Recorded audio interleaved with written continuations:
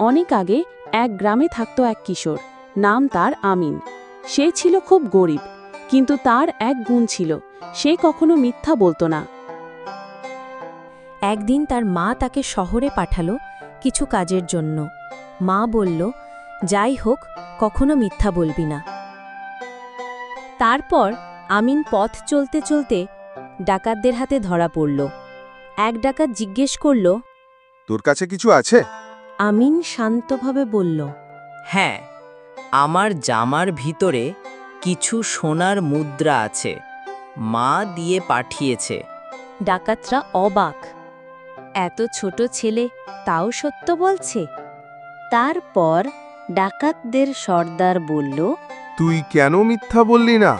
আমিন বলল, আমার মা বলেছে মিথ্যা বললে আল্লাহ অসন্তুষ্ট হন। আমি আল্লাহকে ভয় করি।